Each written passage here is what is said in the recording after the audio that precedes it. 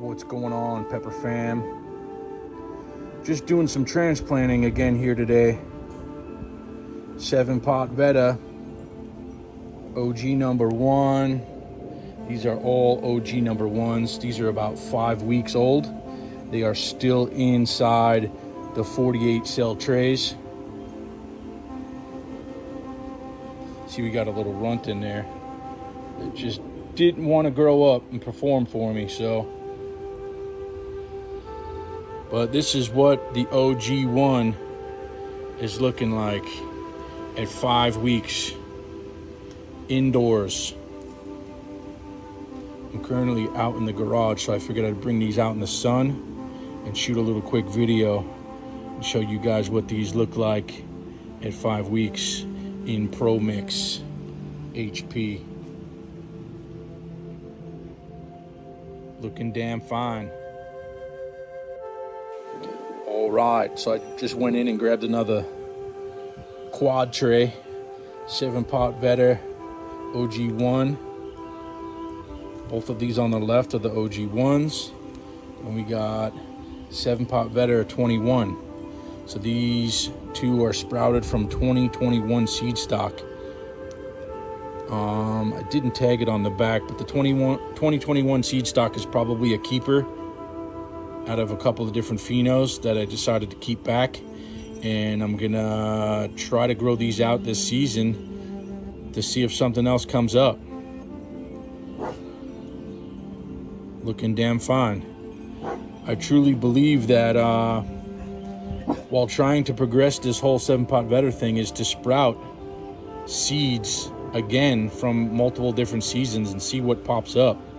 There may be something better that comes up, and then you can try to stabilize that. So I do try to sprout a few different strains from a few different years and a few different phenotypes to see what's going to pop up.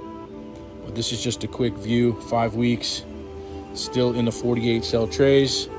And let me go grab another few and take a look at those real quick.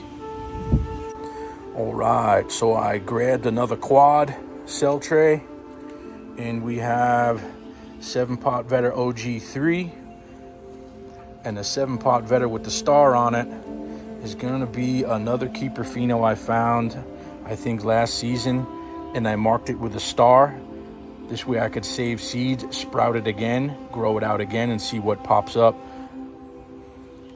7 Pot Vetta OG3 on the left, and our star choice phenos from last season on the right. 5 weeks, Pro Mix HP, still in the 48 cell trays. Looking lush. Let me go grab a couple of other ones here.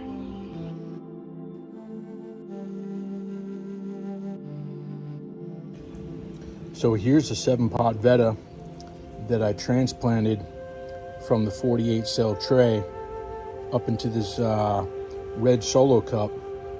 I did this probably 2 weeks ago.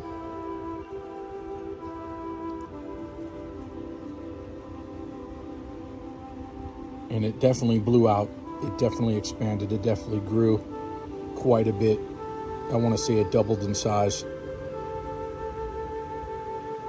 The leaves are a lot fuller. You can tell they're holding a lot more moisture, a lot more dense, a lot more structure, thicker stems. I'm pretty sure the roots are just about ready to burst out the bottoms of these. But I just wanted to show you a comparison from the 48 cell tray plants that are 5 weeks and this one that was transplanted 2 weeks ago. Still 5 weeks, but the early transplant definitely blew these out. So if you're wondering if it makes a difference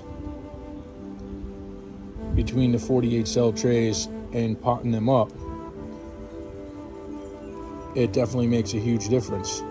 Not to say that the ones in the 48 cell trays are not lush, because they are super lush right now, but transplanting them and letting the roots grow out, you definitely have thicker development, thicker stems, overall healthier plants. Just wanted to show you guys that.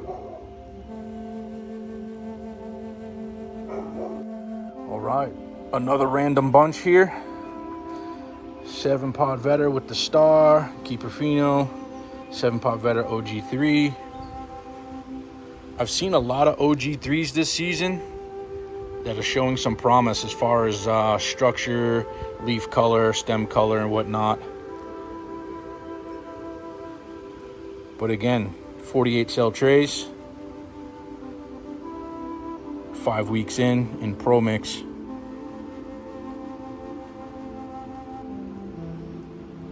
And you guys are gonna keep asking me, what do you fertilize with? It's not a matter of what I'm fertilizing with, because you can get a dozen different fertilizers and they're all pretty much gonna do the same thing. As long as you're giving it the proper pH and you're dialing in your TDS or your PPMs and giving them what they need, they're gonna grow lush. I've used Jax, 2 different types. I've used Dynagrow, 2 different types. Pure Blend Pro. I mean, there's a post on my Instagram account that I made 3 or 4 days ago, and it lists a whole bunch of different fertilizers that you can use and will give you these same results. Dial in your pH between 6.2 and 6.6. Preferably, I try to shoot for a 6.4. Okay, get yourself some Pro Mix. Get yourself some Lambert mix. I mean, there's a dozen different soilless mixes you could choose. There's organic mixes you could choose. I use Pro Mix HP. And like I said, the fertilizer, find a good, decent fertilizer that's balanced across the board in the NPK ratio, and feed it a real good dose every single fucking time you water. I mean, I go over this 1,000 times a week. It feels like 100 times a day. I get messages or comments, what are you fertilizing with? Guys, this isn't rocket science, man. Find something that is balanced, like a 5-5-5, a 10-10-10, a 20-20-20, a 4-6-7, or something along those lines. Look at what Dynagrow offers if you're looking for synthetics. Look at what Jax offers. Jax offers a vegetable or a tomato feed. They also offer a 20-20-20. Get yourself a pH pen. Get yourself a ppm pen. Dial in your pH and your ppms. Feed it accordingly, and you get lush plants, man. I know it's not as simple as that, but that's where you got to start, okay? Start with good seed stock. Start with good soil. Get yourself a decent, nutrient, whether it's going to be organic or synthetic. Get yourself a proper soil mix or soilless mix. Get yourself some good LEDs. Get a ppm and a pH meter. Get all your bases covered and start growing some lush plants, man.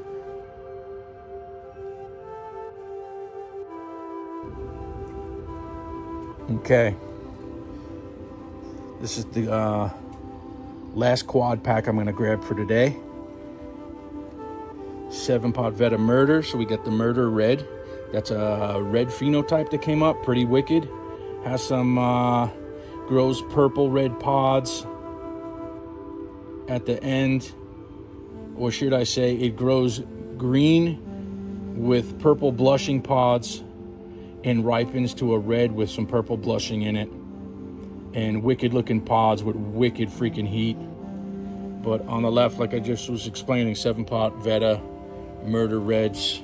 We got 7 Pot Vetta 24, which is just another phenotype from last year that showed some promise. Decided to keep those back and sprout some more seeds. But as you can see, lush plants, 5 weeks old, Pro Mix HP, grown indoors. But I'm gonna go ahead and work my way through the bunch here. I probably got about 40 plants, different phenotypes. And I'm gonna clip all the stuff that I don't want or is not showing promise. I know a lot of these plants you guys would probably keep, but when you're trying to make your way through a dozen phenos and trying to keep different phenos each season and trying to stabilize, this is what you got to do, man. It's hard to say what is going to be the keeper early on in this stage, but I can't keep all these plants, so I'm going to go through them. Whatever shows promise in my eyes, I'm going to keep. Everything else is getting hacked. All right. 7-pot Vetta, multiple phenotypes. Still in the 48 cell trays. Got them all down from the grow room today in the garage. I'm gonna start making eliminations and transplanting the rest up to red solo cups because these are still in the 48 cell trays.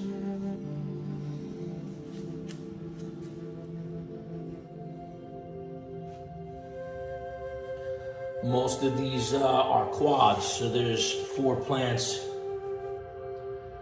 to a 48 cell tray. I broke them off into 4 little quad sections, and there's 4 plants in each little quad. And this is what we're working with here today. Probably 2 dozen, maybe 3 dozen plants here. I haven't even counted them.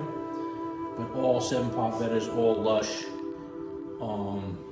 Figured I'd just make this quick video because I am gonna start clipping some of these and getting rid of some of these things that aren't showing promise, or if they're lacking, if they're just not showing desirable traits this early on, I'm just gonna hack them because I don't have room here. But that's your video for today. Appreciate you guys.